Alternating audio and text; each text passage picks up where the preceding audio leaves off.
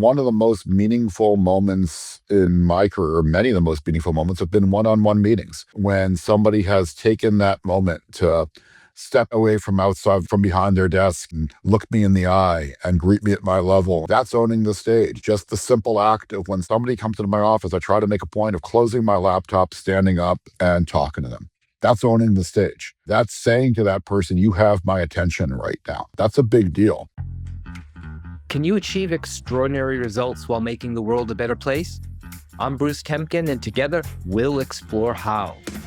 Welcome to Humanity at Scale, Redefining Leadership podcast. Join me as I speak with visionary leaders and top experts to uncover the secrets of humanity-centric leadership. Ready to rethink leadership? Let's dive in. Hello, and welcome back to Humanity at Scale. Today's guest is someone I've known and collaborated with for many years, Andy Freed, CEO of Virtual, a company dedicated to helping associations and professional communities succeed and grow. What does it really take to transform a scattered group of professionals into a thriving global community? I saw the answer firsthand when we launched the Customer Experience Professionals Association. Andy and his team at Virtual didn't just help us get it off the ground. They built the foundation that allowed it to scale and flourish. In our conversation, we'll explore Andy's deep experience in helping associations come together, grow stronger, and set the standards that shape entire industries. We'll also talk about his upcoming book, Lead Like the Boss, where he shares how leaders can communicate with clarity, energy, and presence to truly inspire people. Andy, welcome to the show. Bruce, thanks for having me. And Andy, it's always great to see you. Oh, it's great. It's great to connect with you. We've had a lot of fun over the years. So for listeners who may not know, and I'm guessing most of them don't, what exactly does Virtual do? Our listeners aren't alone. My mom still doesn't really get what Virtual does, Bruce. So the best way to describe what we do is by example. Virtual works with standards bodies, association, and consortia that are forming, growing, and changing. So, for example, years ago, we were hired by MasterCard. MasterCard said, we want a way to pay for things with your cell phone.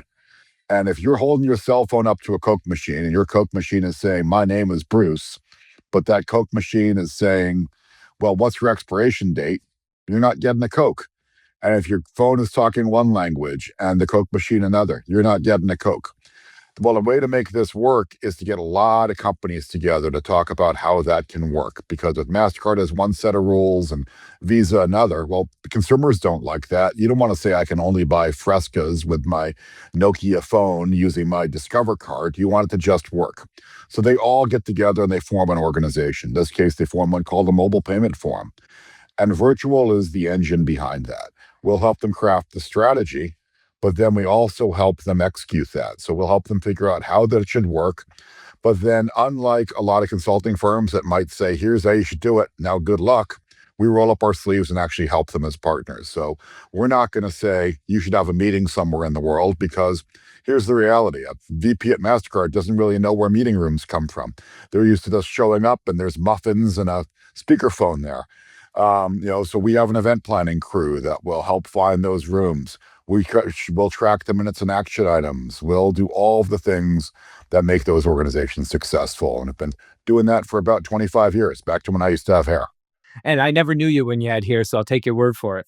But for our listeners, just to let you know, like the types of things, especially I did with the Customer Experience Professional Association, in addition to what Andy talked about, they handled all of our accounting, all of our member relations, all of those pieces, absolutely. And I can tell you that for someone who was thinking about building an association when I met Andy, it was it was a moment of clarity, because my wife and I, Karen, who were out to build the association, had no idea how to do any of the things that Andy's team did. And that was what's keeping us from actually stepping into the world. But for all of you who are thinking about, boy, I have this association that can only come together if I knew someone or a group who could help me, well, that's what Andy's group. And I'll say what we also enabled Bruce is, we enabled Bruce and Karen to be Bruce and Karen. Your voice on customer experience is the value that you brought to that organization. You shouldn't be spending your time figuring out how to crank out name badges, how to crank out membership invoices, and who's on what committee. That's not where you're adding the most value. So part of the reason that organization was successful is you were enabled to be your best self. And for so many of the organizations that we work with, that's the value we're bringing is we're letting people be their best selves. We work with, some organizations that are run by and have people around the table who are fellows with companies like Intel and NTT. They're smart people, but they shouldn't be. They're smart enough to figure out how the printer can spit out a name badge, but that's not how they're best serving the world. And something that you've always been good at is figuring out how to best serve the world and how to kind of bring your best self to it. And we were happy to be part of that for that and other organizations. Awesome. So give us a little sense of, you have a career and work for your company that you can't explain to your mom. How did you get there? What brought you to that role and to virtual? Yeah. So I started out personally, doing political campaigns, and I came out of college, and that's what I loved. Because I came out of school, and it's kind of was deeply imbued in me by my parents with a desire to make my mark on the world. And my dad had done that for years as a traffic engineer and public servant in Westchester in New York. And I wanted to make my mark in the world. So the way I was going to make my mark was running political campaigns. And I did that for a while, working for folks who were running for president, Congress, governor of different states. Then I discovered something in the mid 90s, which is it turns out colleges want their student loan money back. And political campaigns were a really bad way to do that.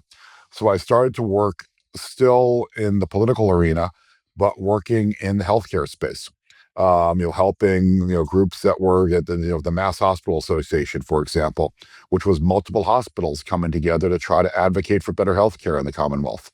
And in doing that, I saw the power of bringing groups together and the power that, on one hand, Mass General and BI and others could be fierce competitors, but you could also bring them together under a common intent to advocate for something and create something and improve the world.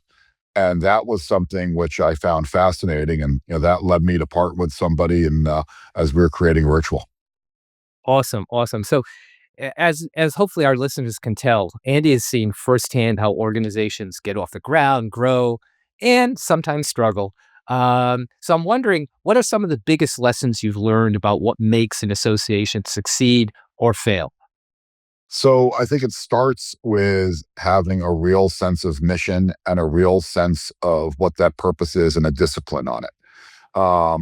One of the things that we'll see with organizations that succeed is they're single-minded on being able to describe what they're all about. And on one hand, I joke about how my mom can't understand our organization. On the other hand, I can tell you very clearly that we're about organizations that are forming, growing, and changing, and standards bodies, consortia, and associations.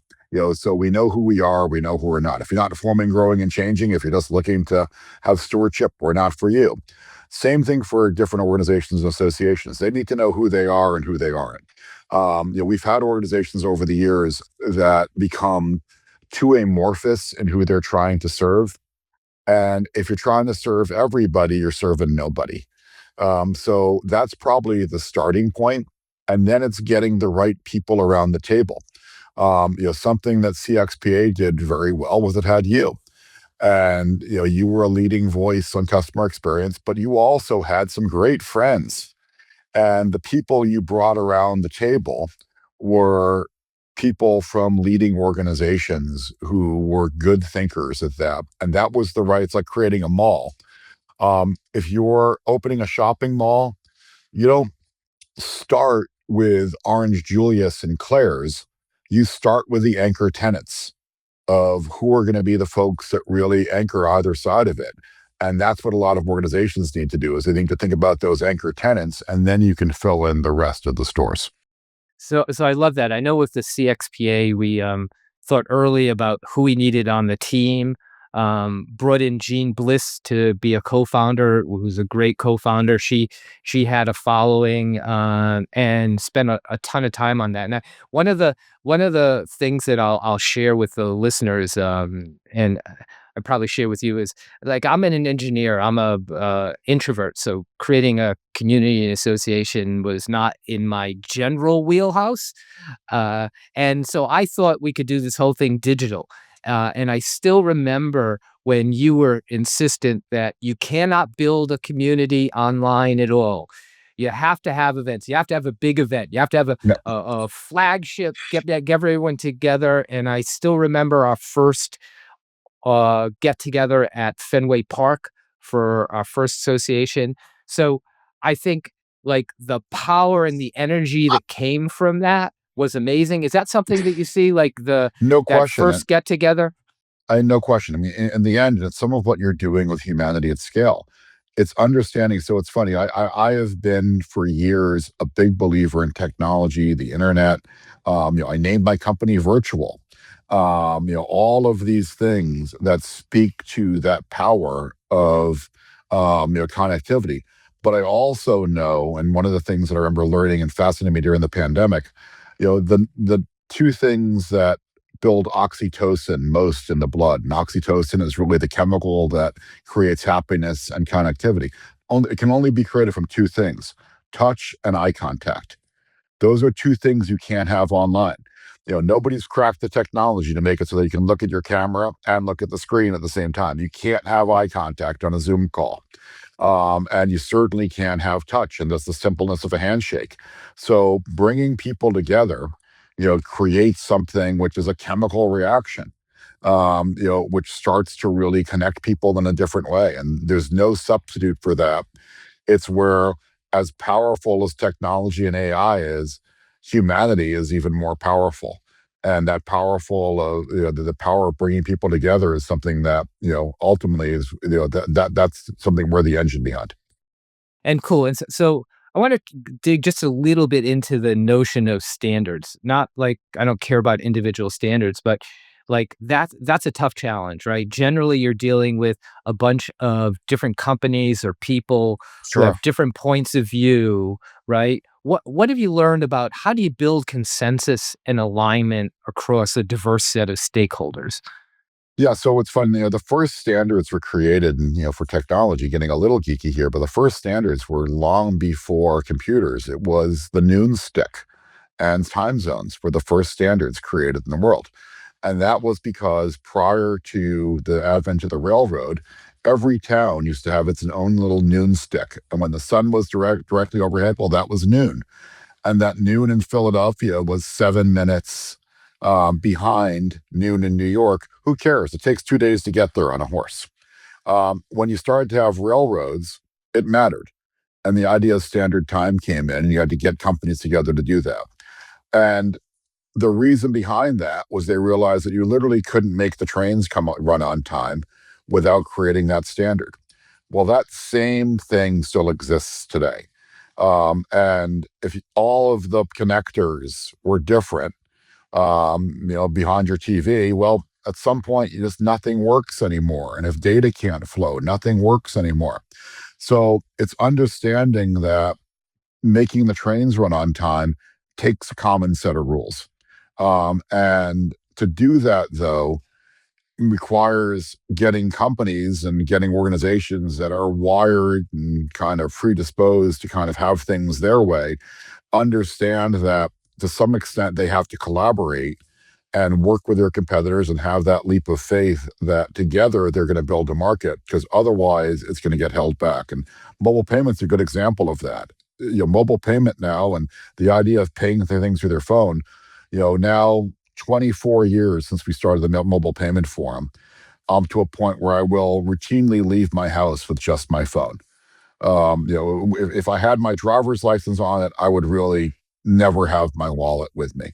But I can pay for just about everything reliably using my phone. And it doesn't matter what card I want to use. It doesn't matter which merchant it is. And that's all because they got together on a common way for that to work. And that's something which has created a whole global market. So I want to dig a little bit into the people and personality part of that role, right? Because yeah, there are companies, but at the end of the day, there are human beings who come together who may not agree, may not even like each other, but you're helping them pull together a common view. What have you learned about that process of driving like human consensus? Yeah, it's funny. And, so one of the groups we run is a group called the PCI Security Standards Council. And PCI promulgates all of the standards for the major payment card brands' use of security. So American Express, Visa, MasterCard, Discover, JCB. And I'll say, like, they want to collaborate. On the other hand, if there's an opportunity for MasterCard to screw Visa along the way and vice versa, they're going to avail themselves of that every time. Well, we brought in for that group a new executive director in 2007, a guy by the name of Bob Russo, who's a dear, dear friend of mine now. And at their first meeting, Bob Russo said, hey, the meeting's going to be at the, because again, back to your idea of we got to get together face to face. We got a meeting at the Grand Hyatt DFW, right in the terminal of the Dallas airport. We're talking about, the early standards of the group. And Bob said, yeah, I'm going to grab a van at 4 o'clock and we're going to get barbecue. And I said, we don't have time to do that, Bob. The agenda is packed. We can't do that. And he said, yeah, that's great. I'm going to get a van at 4 o'clock and we're getting barbecue. And he went off and did it. And he left the meeting at 4 while the agenda was still going on. He came back at 4:30 and said, everyone pile into the van. We're getting barbecue. And when we were sitting there at Spring Creek Barbecue, which is really, in my opinion, the best rolls of any one of the barbecue places in Dallas, we're sitting there at Spring Creek. And over the course of Spring Creek is when the Visa rep stopped being the Visa rep and started being Lance. And the MasterCard rep stopped being the MasterCard rep and started just being Bruce. And we started building relationships and knowing that turns out that, Bruce is a big Yankee fan and somebody else from another, place is also a big Yankee fan because they had, roots through New York. Who knew? Those common roots and that common basis of trust and relationships drove incredible productivity for that group for years. And that's something which I've taken away with all of our groups is that importance of getting to know one another and getting to know the clients. And that's true, I think, for any business, that human side is just so important for every one of these groups. If you're enjoying this episode, make sure to follow or subscribe so you never miss a conversation. We've got plenty more great stories coming your way. That's a great transition to start talking about your book, because I don't know if it's too late to have a rewrite of your book, but the barbecue principle feels to me like it could have a home in a business book. Absolutely. So let's talk about the book. It's called Lead Like the Boss, the Bruce Springsteen Framework to Elevating Your Leadership. I love it for so many reasons, not just I'm a big Andy Freed fan, but I am a fan of the boss. So first of all, what led you to write this book and why did you frame it around Springsteen? So I kind of go past being a fan of the boss, and I'm one of these people, and there's a lot of us around who is at any given moment, just a hair's breadth away from selling all of my possessions and just following the E Street Band around the world. So I've seen Bruce in concert roughly 90 to 100 times over the years and have traveled all over the place to do it. And as I was doing that, now, of course, I love the music. I love so many things about it.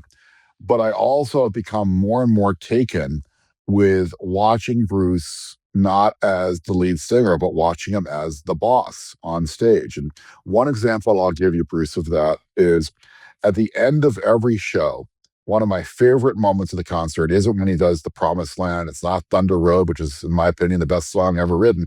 But one of my favorite moments of every show comes at the very end. At the very end, after the last song, Bruce always retreats to the back of the stage.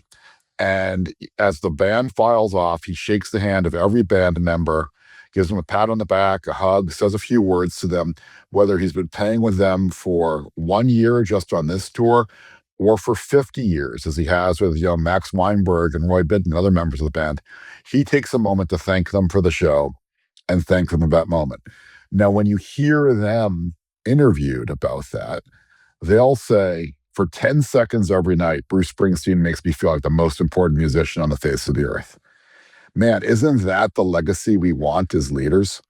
The ability to do that, to have that capacity to make people who we are leading feel like the most important person on the face of the earth and bring their best selves That's what we want to do.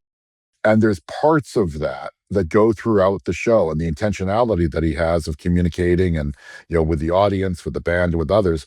So the book is wrapped around the framework of a Bruce concert and the lessons that business leaders can learn from the way the concert flows, from putting the set list together to that moment of thanks at the end. Good, and we'll get to some of those elements, but I wanna, I talk one line that I love, well, multiple lines, but one of the lines that I love is, "What if your team didn't just listen to you, but believed in you the way fans believe in the boss?" Bruce Springsteen himself.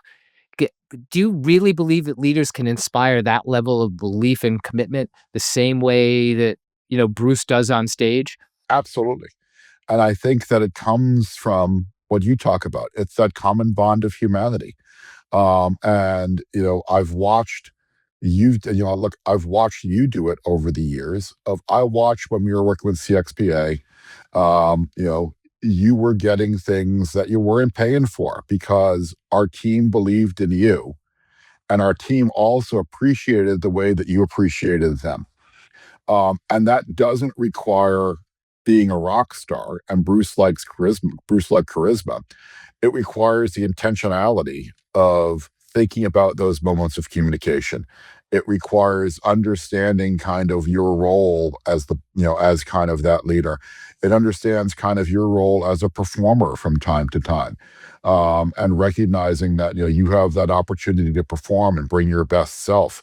Those are all things I think are available to any leader, but they need to be intentional about using them. Great. So I want to dig into some of the principles you talk about in the book.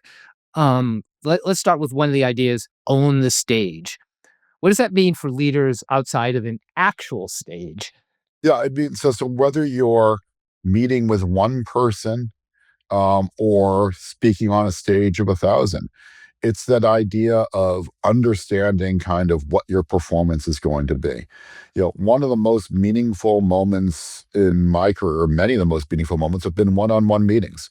When somebody has taken that moment to step away from outside, from behind their desk, and stand outside and look me in the eye and greet me at my level and talk to me in a different way.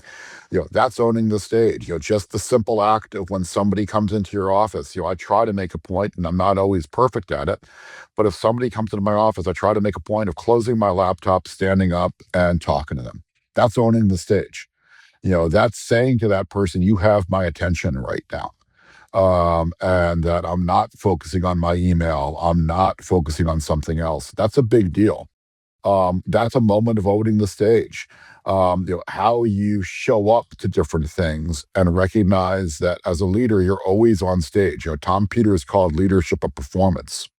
And how I walk through the office in the morning and how I'm carrying myself is as important as what I say in a staff meeting. Because I could be in a staff meeting saying everything is great. And if I'm walking through the office with my shoulders down and looking at my shoes, well, I'm sending a different message at that moment. So it's understanding that you own that. Yeah, it's interesting because I've been doing a lot of work around behavioral science, and one of the notions of behavioral science is the notion of asymmetric perception, right? That a leader doesn't perceive what the people around him or her thinks about them as much as the people around them perceive every action of that leader as an important signal that they need to interpret. So leaders often don't have the right sort of mindset of understanding just how influential every little thing they do is. Absolutely. And I think that leaders, especially in larger companies, if you have positional authority, that's a big deal. I've been become very cognizant of what I say and I don't say and what I filter through others, because on one hand, if I say to somebody just out of college, hey, you could have done a better job on this event. I think, well, I'm just like them. I'm just a guy giving feedback. In their mind, the CEO just told them they screwed up. And that's when somebody goes and cries in the bathroom for a while. That's not what I'm trying to get out of it, but it's recognizing the authority that sometimes those words can carry. So you also write about play the hits. Why is repetition so important for leaders, and how can they do it without sounding stale? Yeah, it's funny, and this comes back to my political days too.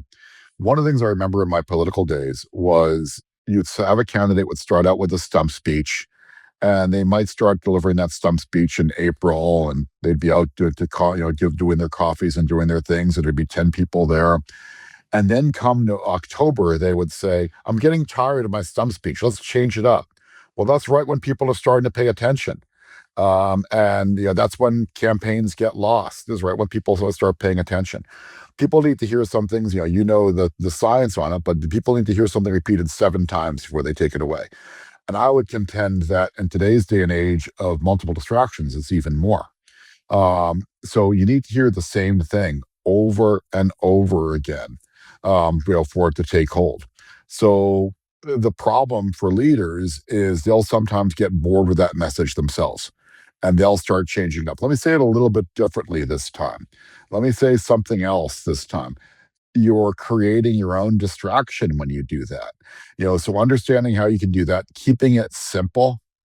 You know better than anybody some of the leading brands in the world and how they've done that. But how many times has Volvo talked about safety over the years? And they've managed to make that one and the same in the mind of customers worldwide. They've done that because they haven't strayed. And another part about Springsteen is he's a master storyteller, right? What can leaders learn about storytelling that will make those sort of hits, that playlist, Yeah. more engaging and memorable? Well, again, it's back to you of humanity. Storytelling is the oldest medium that we have. The Bible is a great example of storytelling. And there's a reason that kids remember bedtime stories and we can recall stories. The problem we have right now is rather than storytelling, we love PowerPoint and we love our slides and we love just to kind of give a bunch of bullet points. The reality is, if I give you a bunch of bullet points and say, let's talk, for example, about veterans benefits. Well, veterans benefits, I could give you five bullet points of, we're not spending enough. We should be doing more. Veterans deserve more. All of those things. It's a list of bullet points. On the other hand, if I were to say to you, Bruce, imagine the period after the Civil War. After the Civil War, there was a time when to receive your veterans benefits, you had to come right to Washington. And the Washington Mall in June of 1865, it was a hot place. It was swampy. And when the veterans got there, they had somebody else to hold their pension card for them to get their pension. And they would stand there in long lines waiting for somebody in that swampy air to find their pension card. Those pension cards were all held together by red tape. That's where the term comes from. Now, I think our veterans deserve better than red tape. Which one of those things are you going to remember? That red tape story or the bullet points? Stories are all about creating that moment and telling a story, which Bruce does so well. It's about creating setting, it's about creating some level of tension, having that build to a climax, and then having that build to a conclusion. Those are all things you can do in as little as 30 seconds. It doesn't take a 20-minute movie to do that. And it's something that I'll say also comes from thinking about the story you want to tell and not going right into the slides you want to present. If there's one thing I'd like people to take away from the notion of communication, it's nobody cares about their slides. They care about your message and your story. One thing that gets me crazy is the number of times, and you've seen it too, when you'll be at a presentation, somebody will ask a question, and the answer is, "Well, I'll get to that in a few slides." It's not about your slides. It's about the message. And that's where I think so many leaders are losing audience attention right now. Yeah, no, I want to pile on that. I've written a lot about storytelling and even called it a leadership superpower. And in the people that I coach, I talk about, if you think about two skills, right? You can be a good at analyzing and understanding something, and you can be good at a storyteller. That the storyteller wins out all the time. Absolutely. And And so, yeah, no one wants to spend a lot of time with an analyst. Let's jump up to a higher level about the book, right? Who you hoping reads it, and what do you hope they take from it in terms of how they change their behavior? I think it's good for leaders of all kinds, but also leaders who are looking for kind of a pragmatic approach to things. I read books all the time where my takeaway is that's great, but I'm not sure if that could work for me. I don't have that all of the resources and all of the things that you need in order to make this happen. It reminds me of there are times I would watch home improvement shows, and then they get to the point where they say, now take out your hydraulic, whatever tools. Well, I don't have one of those. So now what am I supposed to do? I think it's important, for this book that I'm trying to create something for which every leader has the toolkit. And to your point, every leader has the ability to tell stories better, have that be in their toolkit. Every leader has the ability to say thank you more and have that be in their toolkit. So I still am my father's son and want to make a mark on the world. And part of the way that I'd like to do that is by creating better leaders and creating folks who are leading and communicating with intentionality. If someone is going to read the book and is going to skim through quickly, let's say, what's one piece of advice you hope they make sure they get from it? Communicate with intention. Most important instrument that Bruce has for every show isn't his Fender guitar.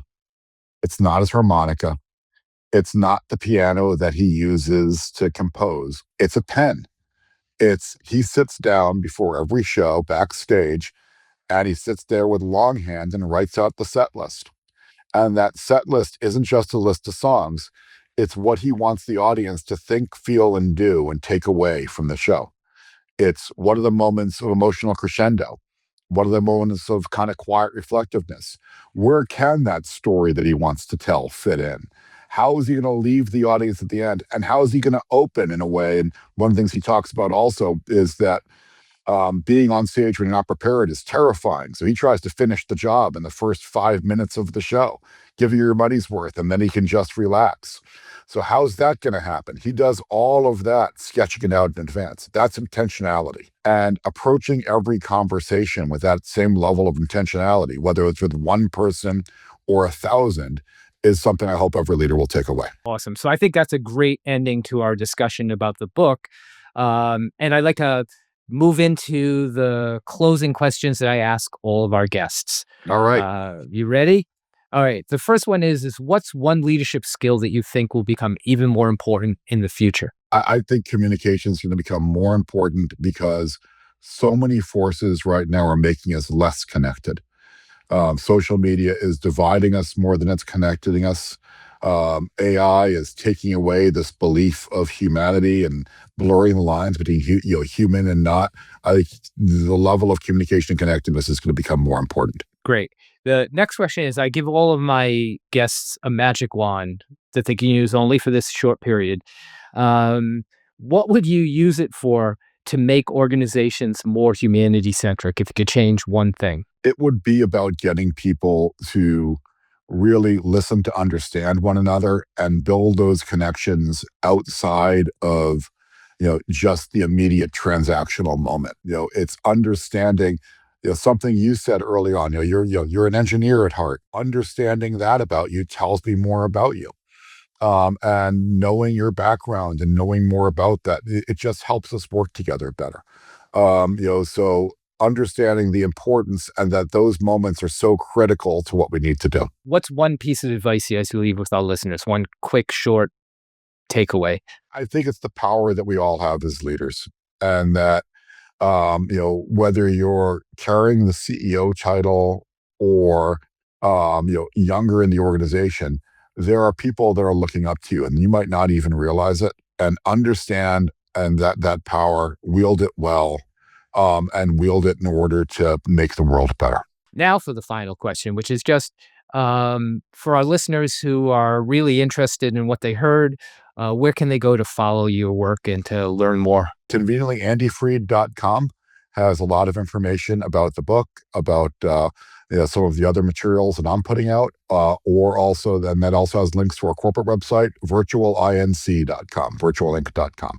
Either one of those are great sources to learn more. Awesome. Well, Andy, thank you for joining me. It's been as always, a great pleasure. Bruce, thanks so much for having me. A lot of fun. Now, I hope you enjoyed our conversation with Andy Freed. Now let's dive into the after show, a segment where I'll reflect on the key takeaways from this episode.